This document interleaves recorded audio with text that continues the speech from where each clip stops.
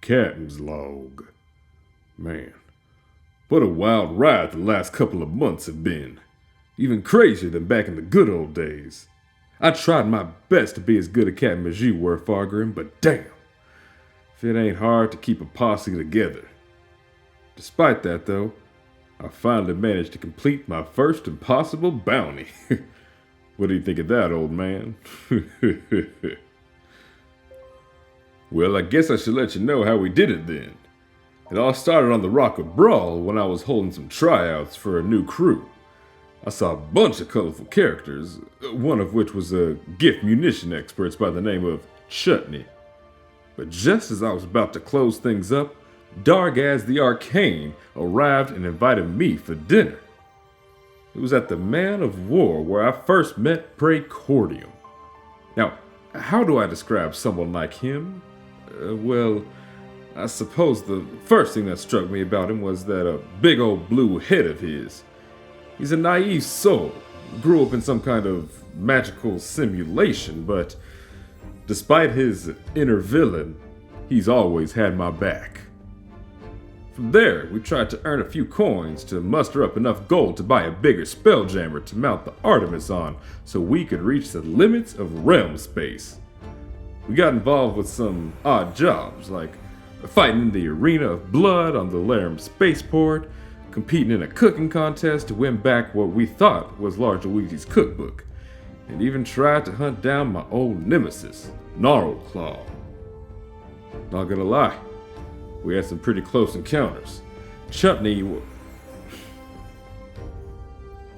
got turned into some kind of insectoid monster.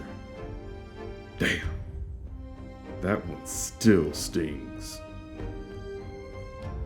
But eventually, we found a lead for a larger ship, one which would support our growing crew, which by now included the Dracon warrior, Celestian, and, for a time, Gliz, the sewer goblin. His title says it all, doesn't it?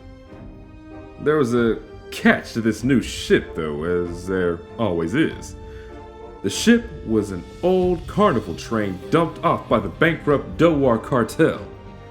We tried to salvage it from a scrapyard on the outskirts of the Laram spaceport, but the owner of the scrapyard showed us a writ of passage from Apogee Corporation that suggested that they had already bought the Spelljammer.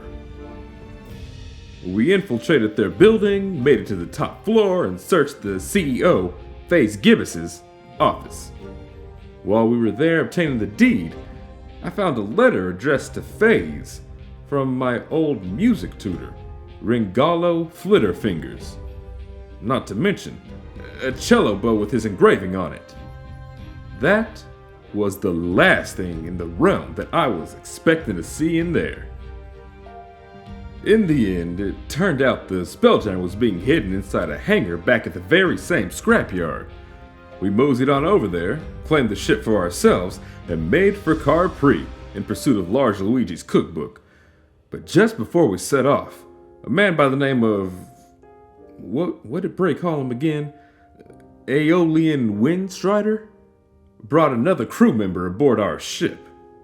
Now, I had never seen an Ortling before in the flesh, but from what I've heard, Epta is no ordinary Ortling. The little guy's all nervous and jittery, but apparently he'd been having visions of Praecordium, of all people. Aeolian had brought him halfway across the solar system looking for us, so how could I say no? Turns out, our new squishy friend is one hell of a psionicist. He can move things with his mind and turn the magic inside his brain into tangible energy, and hot damn is that impressive! With Epta on board, we landed atop a desert island amidst the green belt of Carpree. We chugged some juju juice, stuffed some gill grass in our mouths, and headed underwater towards the city of Marinopolis. Well, everyone except for Praecordium, who opted for a bubble man suit on account of his allergy towards seawater. We made our rounds at the Cirque de Glace, where Epta and Prey created a distraction, while I snuck into the manager's tent and retrieved large Luigi's cookbook from under the snout of a space swine. Just goes to show you, it pays to have a few sneaky tricks up your sleeve.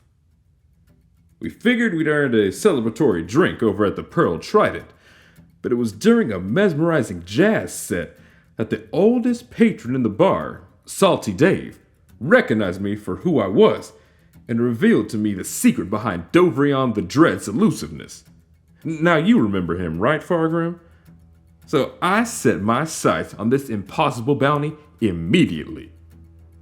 Turns out, we had to use the Pearl Trident itself at the exact right time and the exact right place to open up a vortex to the plane of water. Simple, right? It was a rough journey to get there, though.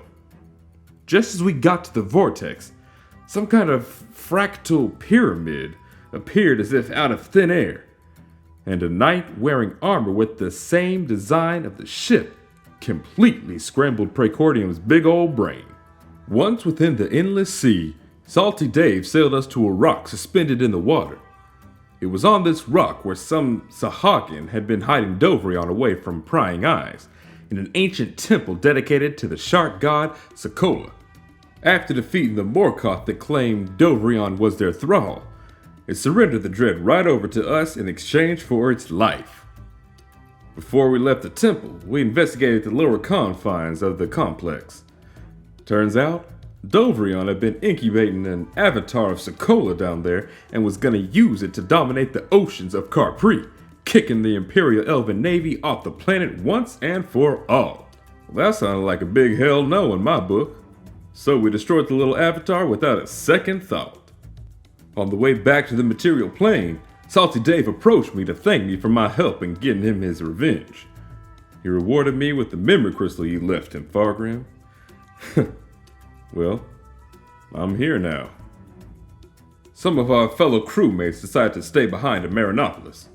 Just couldn't bring themselves to leave a city with such a rich, bedazzling district.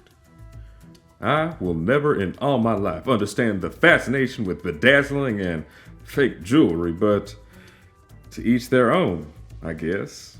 I left Prey and Epta back on Brawl. Told them they were free to do as they pleased, but that I might contact them soon to help with my projects. And here I am, spilling my heart to a damn crystal again. Man, I've been alone too long. I am glad that you made these tiny mini-jammer pilots, though. If it wasn't for them, I would have gone stir-crazy by now.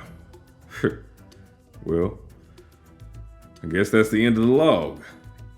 I wonder what Prey and Epta have been up to. Probably having some kind of crazy adventure, I assume. Never thought I'd miss them as much as I do right now. Gideon, out.